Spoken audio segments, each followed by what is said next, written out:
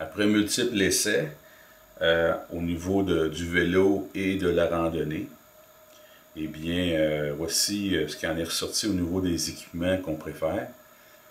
Nous avons ici un manteau qui nous permettra justement, c'est un manteau étanche pour la pluie, qui nous permet de nous protéger aussi du vent et du froid des soirées. On a ici un petit sac poubelle que nous utilisions ou qu'on a coupé pour faire une jupette. Et puis, ici, on a des sacs de fruits et légumes ou qu'on les utilise pour mettre nos pieds à l'intérieur lorsqu'on est en vélo pour faire des guêtres. On a deux élastiques. Les deux élastiques permettent de maintenir et de rendre étanche le haut du sac au niveau des guêtres. Des gants de soie lorsqu'il c'est trop froid. Et puis, on a ici des gants de chirurgien pour la pluie, comme coupe-vent aussi, que ce soit en vélo ou en randonnée. Et puis, un sac qui va servir de couverture pour protéger le sac à dos au besoin. J'ai un sac ici qui se trouve être mon nouveau sac de compression, si on veut, étant donné que tous les éléments qui sont ici peuvent accéder, si on veut, à la pluie. Eh bien, il n'est pas nécessaire d'avoir un sac ultra étanche et ultra résistant. Un sac de fruits et légumes va faire le travail. Alors, quand je prends tout ça, je le mets à l'intérieur du sac. Ça va donner comme ceci.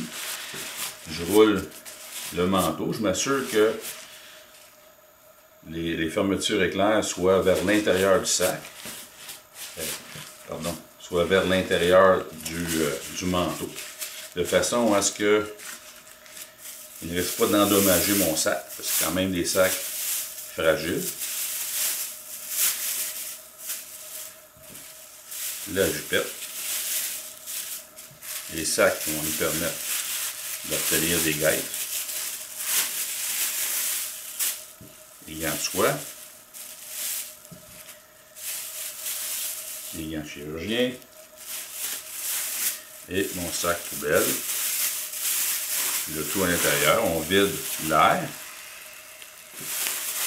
Un petit truc pour ceux qui veulent savoir si votre sac est étanche.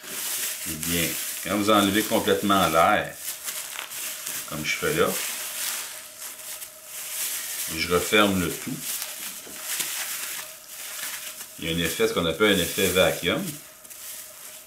Alors on voit que le sac ne cherche pas à regonfler, ce qui m'indique que le sac est étanche. Il reste juste à rouler le sac complètement sur lui-même, comme ça. Et je réutilise des élastiques pour maintenir le tout. Et ce qui m'évite de faire un nœud au niveau du sac. Comme ça, quand c'est le temps de le récupérer rapidement, tout ce que j'ai à faire, c'est enlever les élastiques, tirer et j'ai accès au sac. Et voilà pour le volume et pour mon équipement de pluie.